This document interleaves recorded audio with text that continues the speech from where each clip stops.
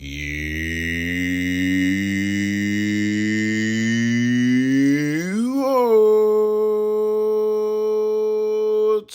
Greetings, fellow Watford fans. Omar here, and it's time for another edition of the Youorns 10-minute take on Watford 2, Leeds 2. And what a thrilling game it was on Good Friday at the Vic.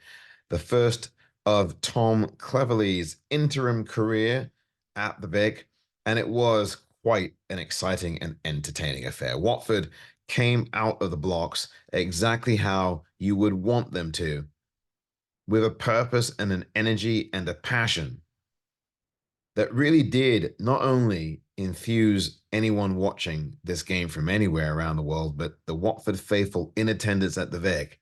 There was a different energy about the place, as Vicarage Road really was in thrall with this really fine performance from these Watford lads. And it's been a long, long time coming. It's been a long, long time that I can sit here and say that these lads did you proud at the Vic with an excellent performance. It really was a sensational turn from these lads, completely a 180 from what we'd seen over the last season, 2 or 3 at the Vic, where we've not won very many games. It's been a miserable time at the Vic, but this one performance against Leeds, almost, not quite, but almost made up for the whole miserable last 3 seasons. Okay, maybe I'm overstating things just a little bit. But one thing you cannot overstate is how committed our lads were to the cause on Good Friday. It very nearly was a Good Friday for this team in a different way, because we took the lead after a well-deserved, domination. We dominated this Leeds side. Leeds coming in expecting to come in and roll us over and tickle our tummies, but we were not going to have that at the Vic. And our play and our performance demonstrated that. We dominated Leeds in the entirety of that first half. It took Leeds 10 minutes. The first 10 minutes it took them 10 minutes to get into our half, if you can believe it, in this game. And then from there, Watford just completely dominated the whole thing in the first half and scored after the 31-minute mark through Bio. Dennis had a shot, parried, the ball came to Bio, who scored and lashed the ball home in front of the referee for his first goal since December. Yes, it's been that long, but Vakun Bio has earned his keep in this starting lineup, playing very well. And it looked like they were playing 2 up top in this game, 3 at the back, and a 5 across mid. But they may have changed that a bit with what Tom was trying to do. But definitely, there was no accident that these two players, Vakun Bio and Emmanuel Dennis, got on the score sheet. And did they ever? Because after Bio scored, Dennis had an opportunity to have made it a 2-0 lead. But it was not to be, because Dennis somehow couldn't get the ball from under his feet. And that's really because a Leeds defender did some excellent work, which could have put, had it not for his efforts, could have put Watford up 2-0. But that particular intervention would cost Watford because, of course, just a few minutes later, Crescentio Somerville made a superb finish out of what he did.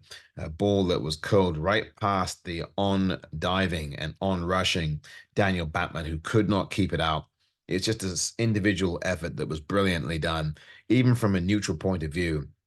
That was a tremendous goal from Somerville to give a 1-1 game at that process just before half time. And really, it was something that Leeds, I don't think, deserved at that time. They were on the back foot throughout that first half, but Leeds are a dangerous side, and you cannot count them out. Watford have had their hands full with Leeds over the last few times they've played them, losing at least the last 3 occasions that they've played them before this match. They lost earlier in the season to Leeds 3-0. Of course, they lost the 2 times they played them in the Premier League. The last time they played them there, a 3-0 home defeat and a 1-0 away defeat. And look, Leeds are a very tricky customer. Leeds are the only team that have beaten Liverpool and Anfield in the Premier League over the last 2 or 3 seasons. So it gives you an idea of just how dangerous this side is. They did the double over Leicester City. So when Watford played as well as they did against them yesterday on Good Friday, it shows you the pedigree of the team that Tom Cleverley put out there. A team that featured Livermore on the bench, a team that featured Rajovic on the bench, a team that featured Kone on the bench, a team that had Sierralta starting, that had Pollock starting, that had Porteous starting, that had Jamal Lewis starting. That's really what the framework was of a very thin squad that allowed Watford to do what they did. They played with purpose and energy, moved the ball very well. The play on and off the ball was fluid. Everybody had a very good team ethic in the way they played. The movement off the ball was aggressive. I thought the press was very smart.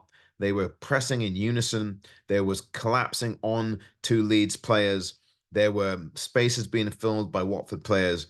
There was great movement all across the pitch, not just in some areas. What we saw in this game yesterday was a very uniform, cohesive unit who were willing to work together, work with each other on the pitch, and bring that team ethic that I talked about into real focus. And that helped them get the second goal because just before halftime, the 44th minute. As a matter of fact, Emmanuel Dennis scored in the 44th minute of the game against Birmingham 2 weeks ago, and he struck in the 44th minute of this game against Leeds United. And it was a really good play from him. He came in from the right-hand side. It looked like he was going to pass the ball, but he looked to work himself from space from going from right to left, and with his left foot, lashed the ball past the Leeds goalkeeper, Melier, into the bottom left-hand corner of that net in front of the rookery to give Watford the lead again to make it 2-1 going into half time. It was only the fourth time this season that Watford had led at the break in a championship match. And it was a very good lead. And for the second consecutive game, Watford go into a halftime with a lead, both courtesy of Emmanuel Dennis, who I thought played well. I thought he was unselfish. He passed the ball. The end product today from everybody, or I should say yesterday from everybody, was very good. You saw most of the passes, almost 95% plus of the passes, found Watford targets. That's something that you hadn't seen all season long. Our fluidity with the pass was very good. We released the ball at the right time. There was a lot more energy in the way we passed. The creativity through the midfield, I thought, was very important. TDB, I thought, was excellent. He would be my pick for man of the match, despite the fact that it was a 2-2 draw. Man of the match is clearly TDB. I thought he anchored things very well. He knew when to go in the midfield. He knew when to sit back. He knew when to defend. He was just terrific in this game. I thought he was a masterclass. One of the best games that TDB, Tom Deddy Bashiru, has played in a Watford shirt. That's right. One of the very best. He was assured, he was smooth, he was confident. His technical skill and ability were right on point. He played with some real good efficiency. He made the most of the moments he had to go forward in, and then he was able to calibrate and stay back when he had to. I think he's growing by leaps and bounds, and I think TDB, though he didn't get on the score sheet yesterday, can be really proud of this performance. I think all these lads can. Matty Pollock was very good in defense. I really liked what he and Porteous were doing. Sierralta was very good as well. And Kayembe, who was in the midfield with TDB, I thought was very effective indeed, played a very good game, solid game. He grew into the game and got better and better as it progressed. Really liked what he did, was very efficient. Again, he picked his spots, really stopped a lot of Leeds traffic, and he also was very fluid with the ball. And the thing that's problematic for us, has been for a long time, is the way we distribute the ball through midfield to get to our attackers. It's been a constant source of problems. But what we were able to do last night was use the channels very well, use the middle of the park very well, and we're able to pick that pass early and move the ball quicker. Those things helped Watford build into a much more fluid and potent offense as they went forward in these games. The attack was very potent last night, and they scored 2 goals, which they've not done at the Vic for a long, long time, if you can believe it. It is probably, we might have to go all the way back to December for the last time Watford scored twice at the Vic in a championship match. That is how crazy it's been. I can't think of any time during this calendar year of 2024 where Watford scored twice at home in the championship. I can't think of it. Maybe I've missed one, but I can't think of any. I think we have to really go back to December as far as that's concerned. And I think the goals will come, and both Bio and Dennis were the beneficiaries, and I'm really pleased about that. The second half for us, not so good. I think we played well enough, but we didn't have the same level of performance. Now, there's a difference. You can play well, but your performance levels maybe slack, maybe off a little bit. I think they tired a bit, the lads, in the second half.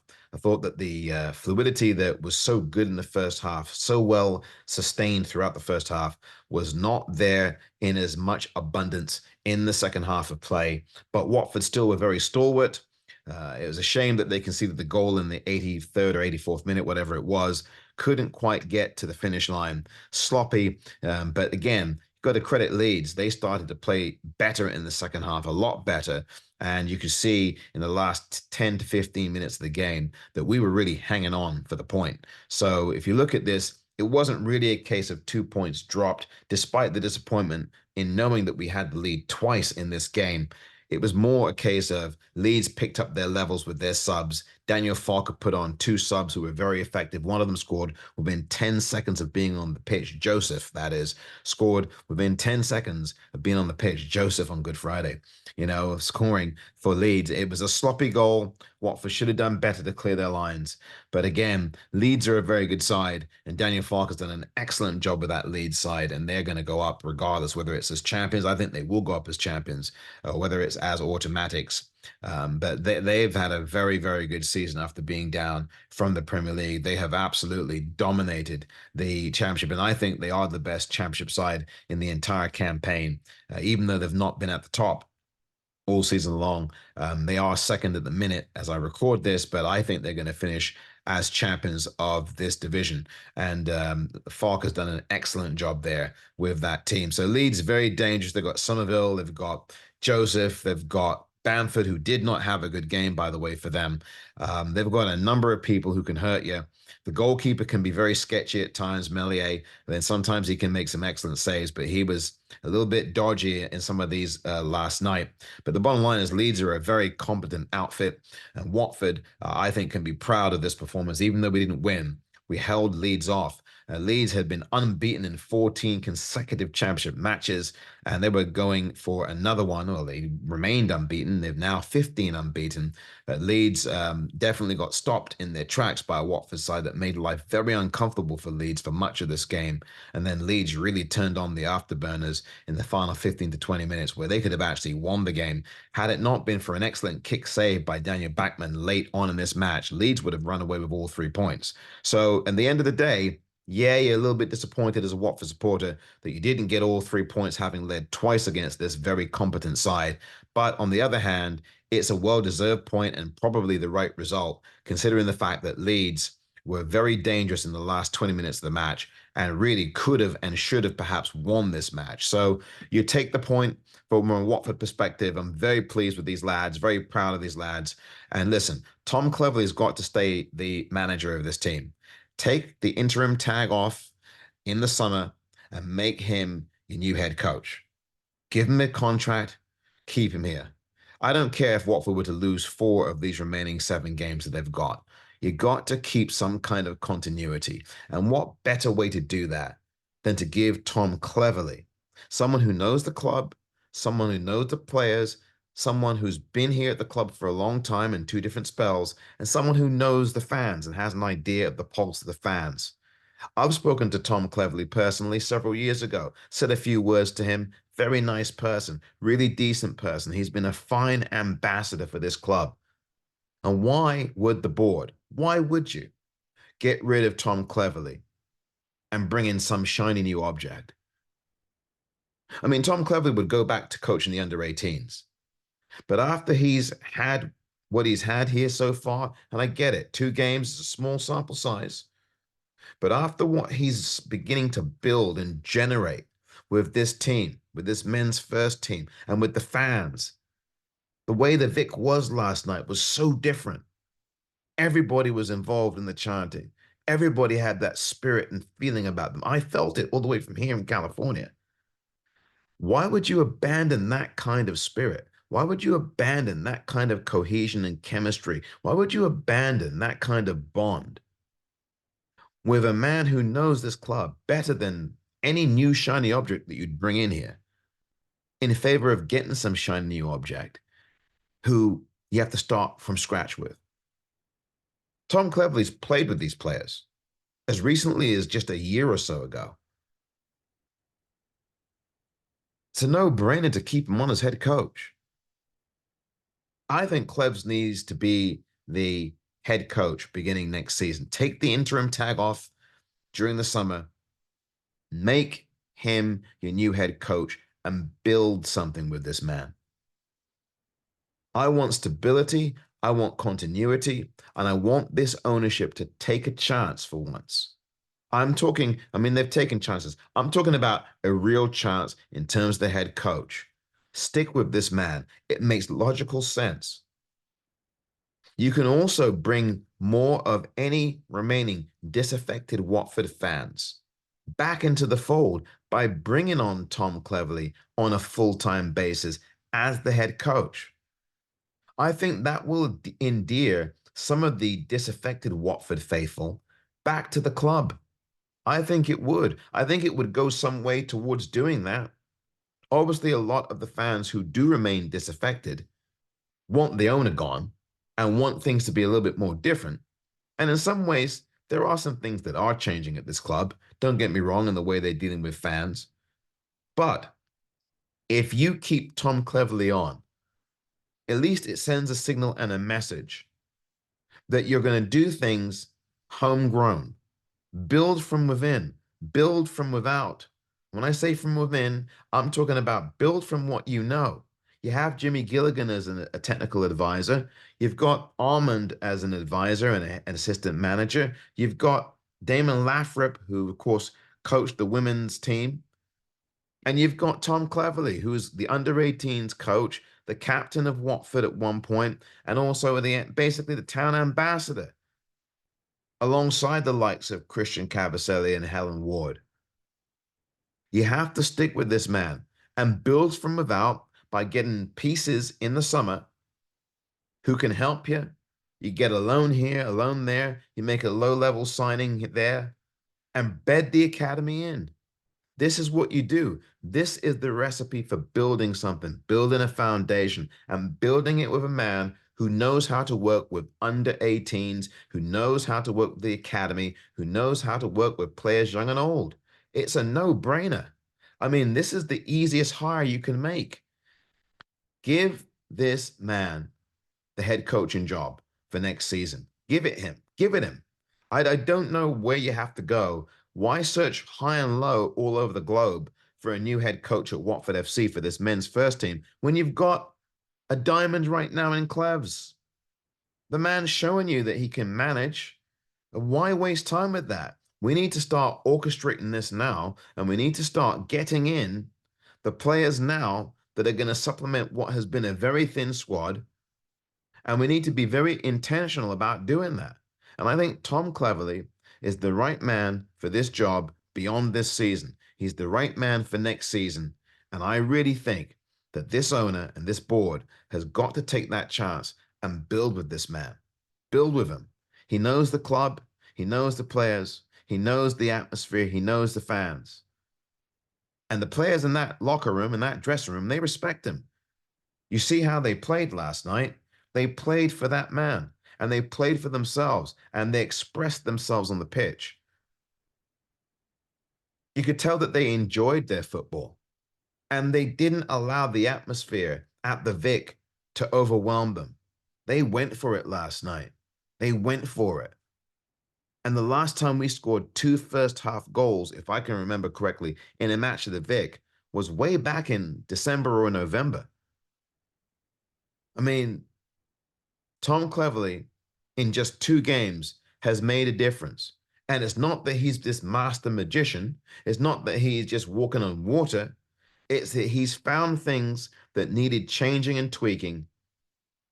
And he has been receptive to what needs to be done. And the players are returning that favor in kind and performing to a level that we as Watford supporters, we the Watford faithful, can all be proud of. Keep Clevs on. This has been the YouOrns 10 plus minute take.